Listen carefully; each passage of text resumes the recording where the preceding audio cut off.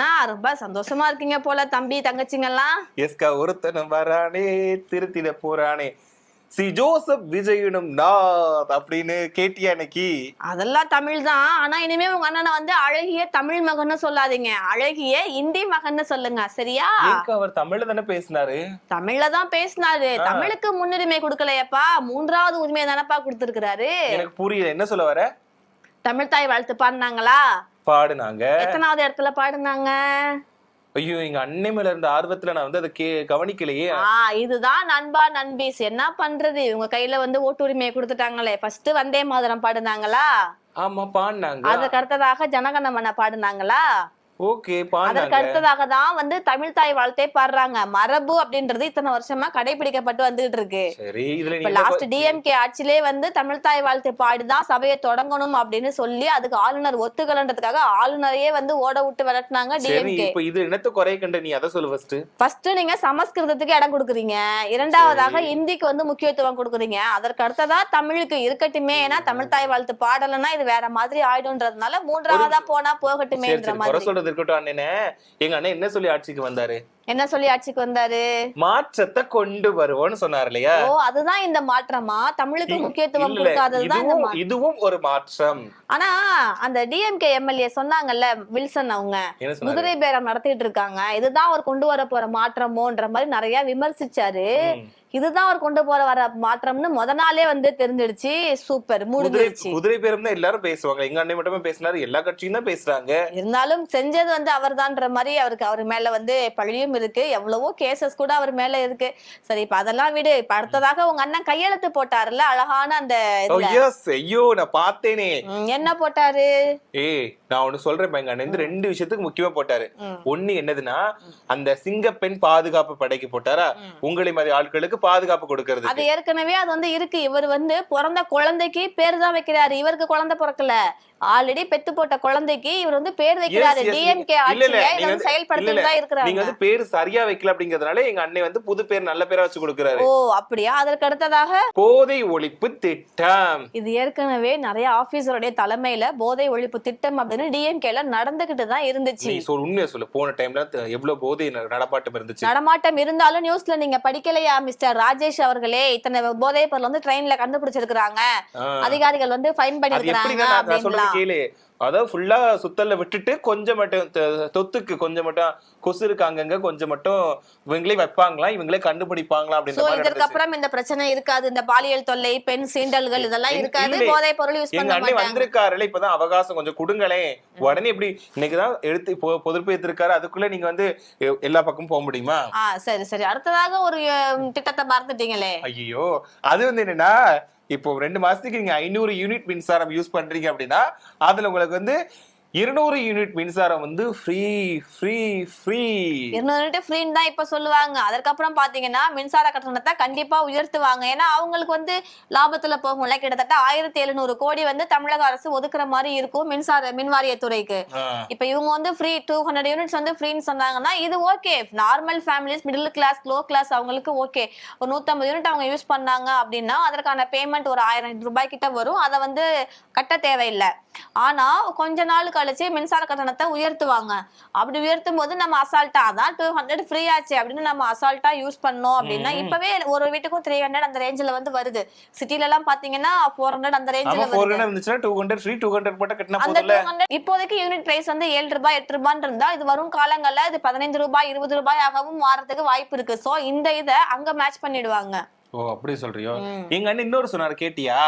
என்ன சொன்னாரு? ஏற்கனவே கஜானாவை காலி பண்ணி வச்சிருக்காங்கன்னு சொன்னாரு. சோ கஜானா கம்மியா ஒண்ணுமே இல்லாம இருக்கு, எங்க அண்ணன் போய் தான் இதுக்கப்புறம் எல்லாத்தையும் கொண்டு வரணும் உள்ள. ஏங்க எந்த யார்கிட்ட வேணாலும் கேளுங்க, தமிழ்நாட்டு மக்கள் தலைமையில எவ்வளவு கடன் இருக்குன்னு கேட்டா கண்டிப்பா சொல்லுவாங்க. ஏன்னா டிஎம்கே ஆட்சியிலேயே ஒவ்வொருத்தவங்க தலைமையிலயும் இவ்வளவு கடன் இருக்கு. இப்ப ஸ்டாலின் அவங்க வந்தப்போவும் மு.க. ஸ்டாலின் வந்தாங்க 2021 அவங்களே சொன்னாங்க தமிழக மக்கள் தலைமையில ஒவ்வொருத்தருக்கும் இவ்வளவு கடன் இருக்குன்னு சொன்னாங்க. 10 லட்சம் கோடி கடன் தமிழ்நாட்டுக்கு இருக்கு அப்படின்றது எல்லாருக்குமே தெரியும்.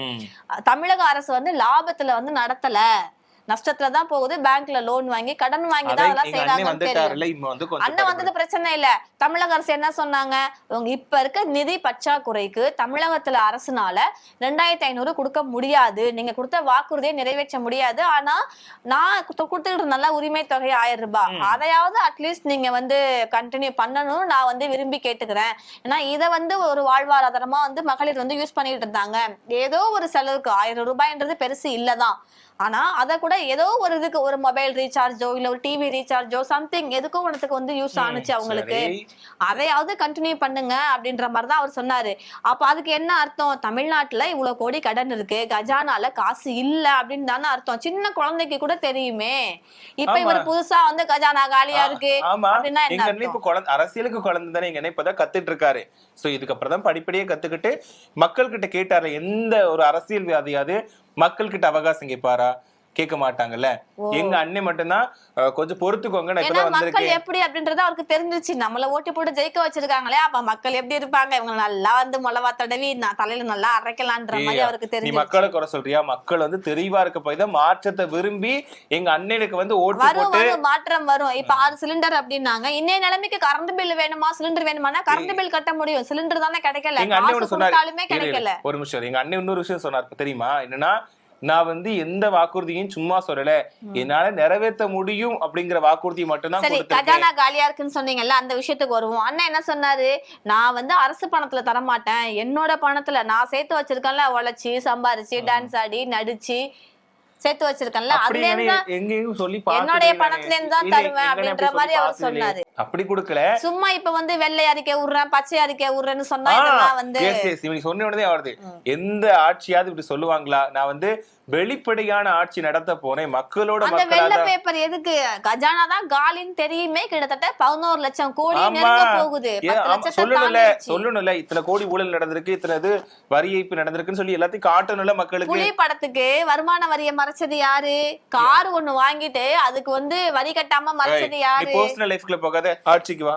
ஆட்சிக்கா இருந்தாலும் பர்சனலா இருந்தாலும் இப்ப சின்னோண்டு பண்ணாலும் தப்புதான், பெருசா பண்ணாலும் தப்புதான். அது அப்படிலாம் இல்ல, பர்சனல் லைஃப் வேற, ஆட்சிங்கிறது வேற. அப்படி கிடையாது ராஜேஷ். ஒரு சொட்டு இருந்தாலும் அது தண்ணி தான், ஒரு குண்டான் இருந்தாலும் அது வந்து தண்ணி தான், சரியா? அப்படி சொல்லக்கூடாதுக்கா. இப்போ வந்து ஒரு சட்டியில தண்ணி இருந்துச்சுன்னா அது சாதாரணமா கொஞ்சம் தண்ணி போகும். கடல் இருந்துச்சு, இப்போ வெள்ளம் எடுத்து வருதா, அது வெள்ளம் தான் தண்ணி தண்ணி தானடா, ஊழல் ஊழல் தானடா, வரி ஏய்ப்பு தானடா. இது ஏன்டா உன்ன மாதிரி மரமண்டைங்களுக்கு எல்லாம் புரிய மாட்டேங்குது?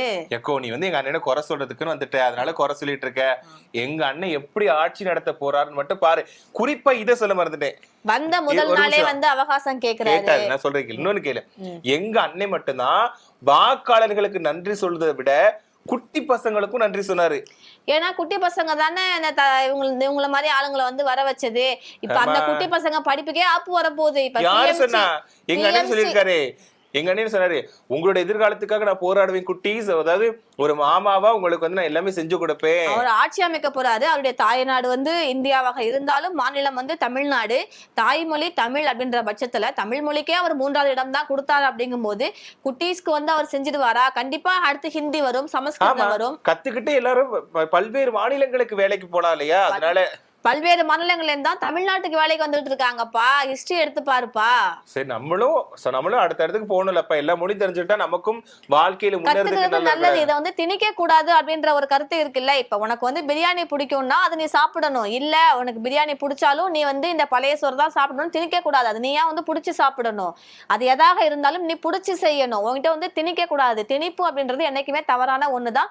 அது இன்னைக்கு நம்ம கண் கூட நடந்துருச்சு. இத்தனைக்கும் ஆளுநர் எங்க அண்ணன் வந்து இப்ப தமிழ் தாய் வாழ்த்து வந்து பாடலைன்னா இப்ப குறை சொல்லலாம், அதையும் பாடி இருக்காருல்ல. அப்ப நீங்க அது வந்து பெருசா தானே எடுத்துக்கணும். பாடி இருக்காருன்னா எனக்கு புரியல. அவர் வாய் அசைஞ்சுதா? கவனிக்கல. ஜனகணமன பாடும்போது வாய் அசைஞ்சது பார்த்தேன். தமிழ் தாய் வாழ்த்துக்கு நான் பார்க்கல. அவர் வந்து அமைதியா தியான நிலைக்கு போயிட்டாரு. தியான நிலைக்கு போயிட்டாரு. எதுக்கு இதெல்லாம் பாடிக்கிட்டு அப்படின்ற மாதிரி. அந்த இடத்துல ஒரு 60 வருஷ மரபு வந்து இதுதான். ஆரம்பிக்கும் போது அரச விழாக்கள்ல பதவி ஏற்கும் போது தமிழ் தாய் வாழ்த்து பாடலோட ஆரம்பிக்கணும், முடிக்கும் போது தேசிய கீதத்தோட முடிக்கணும் அப்படின்றதுதான் ஒரு மரபு. ஆளுநர் போனதுக்கு அப்புறம் தலைமை செயலகத்தை தான் போய் கையெழுத்து போட்டிருக்கணும். ஆனா ஒரு மக்கள் எதுக்கு அவங்க நம்பிக்கையை நான் வந்து காப்பாத்துறேன். ஏன்னா பண்ணுவாங்களா? இது யாராவது பண்ணுவாங்களா? எங்க அண்ணன் மட்டும்தான் அப்படி பண்ண முடியும். அப்படின்னா சொல்லியிருக்காரு, நான் கொடுத்த வாக்குறுதிகள்லாம் வந்து நிறைவேற்றறதுக்கு நாள் ஆகும். அந்த நாள் அப்படின்றது வருஷம் கூட எடுத்துக்கலாம். அப்படி சொல்லவே இல்லையே, அவகாசம் கேட்டிருக்காரு. அந்த அவகாசம் 2 வருஷம் 3 வருஷமா கூட எடுத்துக்கலாம், சொல்ல முடியாது, 5 வருஷம் கூட ஆகலாம். ஏன்னா பார்த்தோம் போன டைம் எப்படி கொடுத்தாங்கன்னு பார்த்தோம். ஏன்னா இப்ப வைகாசி மாசம், சித்திரை வைகாசி மாசம் கல்யாணம் வச்சிருக்காங்கல்ல, அவங்களே நம்ம வந்து ஆடி முடிஞ்சு ஆவணி வச்சுக்கலாமா அப்படின்ற மாதிரி யோசிக்கிறாங்க. ஏன்னா 1 பவுன் வருது இல்ல, பட்டுப்புடவை வருது, 1 பவுன் வருது, நம்ம இந்த அண்ணன் சீலை விட்டுறக்கூடாது அப்படின்றதுக்காக கல்யாணத்தையே தள்ளி வைக்கிறவங்க எல்லாம் இருக்கிறாங்க. அவங்களுக்கு வந்து போய் சேருமா? கண்டிப்பா கொடுப்பாங்க. எங்க அண்ணே செய்வாருப்பா, நான் சொல்றேன், எங்க அண்ணே செய்வாரு. உனக்கு இன்னும் கல்யாணம் ஆகல, உன் பொண்டாட்டி வந்துச்சுன்னா 1 பவுன் நகையோட வந்து வரும்ன்ற நட்பாசையில நீ வந்து பேசுற. ஆனா இது நடக்குமா என்னன்றது ஒரு டவுட் தான், மிகப்பெரிய கேள்விக்குறிதான். பாக்கலாம். எங்க அண்ணன் இப்பதானே வந்திருக்காரு, அதாவது வரவே இல்ல, அதுக்குள்ள இப்படி கதறாங்க. கதறலாம் இல்ல, நீங்க பண்ணதுதான், நீங்க வாய மூடிட்டு இருந்ததுனாலதான் கதற வேண்டியதா இருக்குது. தமிழ் தாய் வாழ்த்து 3ஆவதா வலிக்கும் போதே, இனிஷியலா வந்தே மாதரம் பாட்டு வரும்போதே முதல்ல நீங்க தமிழ் தாய் வாழ்த்து போடுங்க, அதுக்கப்புறம் இதெல்லாம் நீங்க பண்ணிக்கலாம். சபை முடியும் போது ஃபங்க்ஷன் முடிஞ்சோடனே ஜனகணமன வந்தே மாதரம் போட்டுக்கலாம்னு நீங்க வந்து சொல்லல. ஆரம்பிக்கும் போதே சமஸ்கிருதத்தோட நீங்க வந்து ஆரம்பிக்கிறீங்க. அடுத்ததாக பாத்தீங்கன்னா ஜனகணமன தொல் திருமாவளவன் சார் அவங்களே வந்து சொல்லிட்டாங்க. ஏன்னா RSS உடைய வளர்ப்பு பிள்ளை தான் வந்து முதலமைச்சர் விஜய் அவர்கள் அப்படின்ற மாதிரி அவர் சொல்லிட்டாரு. சோ அதை தாண்டி நம்ம பேசுற கருத்தியல எதுவும் இல்ல. கண்டிப்பா அவர் தமிழுக்கு முக்கியத்துவம் கொடுக்க மாட்டாரு. PMC திட்டம்லாம் இருக்குல்ல, அதெல்லாம் ஏத்துப்பாரு. மும்மொழி கொள்கை கண்டிப்பாக உள்ள வரும். அந்த குழந்தைங்க பேச்சை கேட்டு ஓட்டு போட்டாங்கல்ல அம்மா அப்பாக்கெல்லாம், இப்ப அந்த குழந்தைங்களுக்கே வந்து ஆப்பு வைக்கிற மாதிரி ஒரு நிலைமை வரும். சரிக்கா, நீ பாட்டு சொல்லு. எங்க அண்ணன் வந்திருக்காரு, இப்பதானே வந்திருக்காரு, அடுத்தடுத்து பார்க்க தானே போற. தமிழகத்தை வந்து அப்படி புரட்டி போட்டு எங்க அண்ணன் மாற்றத்தை கொண்டு வருவாரு. அது உன் கண் கூட பார்க்கதான் போறேன். முதல் நாளே வந்து மாற்றத்தை வந்து பார்த்தாச்சு, இதுவே வந்து திருப்தியா இருக்கு. இதற்கப்புறம் இன்னொரு மாற்றத்தை நான் சொல்ற திருப்தி வேற, நீ சொல்ற திருப்தி வேற. இத பாக்குறதுக்கே வந்து நாங்க வந்து அந்த ஜோசப் விஜயனும் நான் அப்படின்னு சொல்லும் அழகிய தமிழ் மகன் சொல்லக்கூடாது, அழகிய ஹிந்தி மகன், அழகிய சமஸ்கிருத மகன், இது மாதிரி வந்து மாத்திக்கணும். சரியா? எங்க அண்ணன் எங்கேயாச்சும் ஹிந்தி பேசினாரா? அவரு ஹிந்தி பேசல, ஆனா ஹிந்தி பாட்டு ஓடுச்சுல, அப்ப அவர் ஆதரவு கொடுத்து நின்றுட்டு தானே இருந்தாரு. அந்த பாட்டை வந்து வாய் வழியா பாடினாரு அவரு. எங்க அண்ணன் வந்து எம்மதமும் சம்மதமும் இருக்கவர், அதனால எம்மொழியும் எம்மதம் அப்படின்னு ஏத்துக்கிட்டு வாழ்றாரு. எம்மதமும் சம்மதம்னு சொல்றவரு பெரியாரை வந்து கொள்கை தலைவரா வச்சுக்க கூடாது. அப்படியா? பெரியார் வந்து யாரு?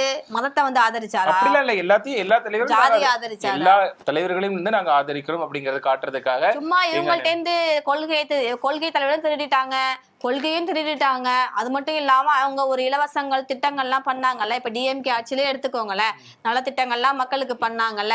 இந்த திட்டத்தையும் திருடி சும்மா பாட்டிட்டீங்க. நீங்க பார்த்து வேற பேர் வச்சு, பேரு சரியா வைக்கலக்கா. ஏமா அது குழந்தை இருக்குன்னு ஓகே, அந்த குழந்தைக்கு அழகான பேர் வச்சாதான் உங்களுக்கு குழந்தை பிறந்தா நீங்க வந்து அதுக்கு பேர் வைக்கலாம். அது ஏற்கனவே பிறந்து வளர்ந்து நிக்கிற குழந்தை, அந்த குழந்தைக்கு நீங்க பேர் வைக்க கூடாது. பேர் பிடிக்கல, அதனால நாங்க மாத்துறோம். புரியுதா?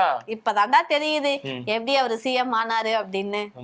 ஃபைனலா நீங்க என்ன சொல்ல வர்றீங்க? இப்ப அண்ணா வருவாரு, மாற்றம் கொடுக்க போறாரு. அதான் ஒருத்தன் வரானே திருத்திட போறானே. வரும் நாட்கள்ல வந்து பாப்போம். இன்னைக்கே சொல்லிட்டாரு, கஜானா காலி ஆயிடுச்சு, வெள்ளை பேப்பர் நான் வந்து கொடுப்பேன், நான் சொன்ன திட்டங்கள்லாம் வரதுக்கு அவகாசம் எங்க அண்ணன் வந்திருக்காருல. இப்ப வந்து கஜானா வந்து ஒவ்வொன்னா போட்டு நிரப்புவாரு. அது கூட இருக்கவங்க எல்லாம் பாத்திருக்கியா? செங்கோட்டையன் இருக்காரு, பொசியானந்த் இருக்காரு, ஆது ஒரிஜினா இருக்காரு. சபாநாயகருக்கு எதுக்கு ADMK இருந்து கடன் வாங்கிட்டு வந்து வச்சிருக்காங்க? கூட்டணிக்கு தான் வந்து DMK இருந்து போய் கடன் வாங்கிட்டு வந்தீங்க, ஆதரவு கேட்டீங்க, பிச்சை எடுத்த மாதிரி எல்லாம் பண்ணீங்க ஆதரவுக்காக. சபாநாயகருக்கு கூட அவங்கள்ட்ட ஆள் இல்ல, ADMK போய் வாங்கிட்டு வந்து வச்சிருக்கீங்க. இல்ல, நாங்க வந்து எல்லா கட்சியோட சேர்ந்து ஆட்சி நடத்த போறோம். நாங்க வந்து பாகுபாடு காட்டலையா இருக்கட்டும். தீய சக்தி எதுக்கு உங்களுக்கு? தீய சக்தியோட ஆதரவு. அவங்க தீய சக்தி தான். இதால எங்க கூட வந்துட்டாங்க, அவங்க தீய சக்தியா மாறிடுவாங்கல்ல. நீங்க என்ன பண்ணிருக்கணும்? அந்த தீய சக்தியிலே போய் உட்கார்ந்து எல்லாரையும் தீய சக்தியா நீங்க மாத்திருக்கீங்க. இல்ல, இதுக்கு அப்புறம் மாத்திடுவோம். இப்ப வந்து ஒவ்வொருத்தரா உள்ள இழுக்கிறோம்ல, ஒவ்வொருத்தரா உள்ள இழுக்கிறீங்க. அதனால வந்து நாங்க வந்து அந்த அவங்களுக்கு வந்து ஒரு நல்ல ஒரு புத்திய கூடுன்னு சொல்லிட்டு அவங்களை தூய சக்தியா தெரியுது. இவங்க ஆளுநருக்கு பயந்து இவங்க ஓடும் போதே வந்து நல்லாவே தெரியுது. நாங்க பயந்து ஓடல. நான் இப்போ வந்து எங்க அண்ணன் பேசினார் அப்படின்னா தமிழகமே கொந்தளிச்சிடும். அப்ப யாருக்கு பிரச்சனை? தமிழ்நாட்டுக்கு தான் பிரச்சனை. அதனாலதான் எங்க அண்ணன் வந்து அமைதியா இருந்தாரு. நம்ம வாய் திறந்தானா நம்மளோட தொண்டர்கள் ரசிகர்கள் எல்லாம் வந்து அதான் பண்ணிடுவாங்க. இல்ல, என்னால இதுக்கு மேல வந்து என்னுடைய கோபத்தை கட்டுப்படுத்த முடியல. அதனால இதோட நாங்க வந்து முடிச்சுக்கிறோம். இவங்க 2 காட்ட வேண்டியதா இருக்குது. இதே மாதிரி இன்னொரு ஷோல நீங்க சொல்லுங்க மக்களே, அண்ணன் செஞ்சது சரிதானே, என்ன நினைக்கிறீங்க அப்படிங்கறத கருத்துல சொல்லிருங்க. அதே மாதிரி தமிழ் மகனா, அதாவது அழகிய தமிழ் மகனா இல்ல அழகிய இந்தி மகனான்றத உங்க மனசுல இருக்கிறத நீங்க வந்து கரெக்டா நேர்மையா எங்களுக்கு கமெண்ட்ல எங்க அண்ணன் வந்து இதுக்கப்புறம் தமிழ்நாட்டின் மகன் தெரியுமா? தமிழ்நாட்டின் மகனாக இருந்தாலும் இந்தியின் தத்துப்பிள்ளை அவரு. ஓகே, கமெண்ட்ல சொல்லுங்க. ஷோ முடிச்சிடுறோம். இன்னொரு நாள் நாங்க வந்து உங்களை மீட் பண்றோம். கண்டிப்பா இதற்கு அப்புறம் நிறைய ஷோ இருக்கும். அண்ணனை பத்தி என்ன நினைக்கிறீங்க கமெண்ட்ல சொல்லிட்டு போயிருங்க. ஃபுல் சப்போர்ட் நம்ம அண்ணனுக்கு தான்.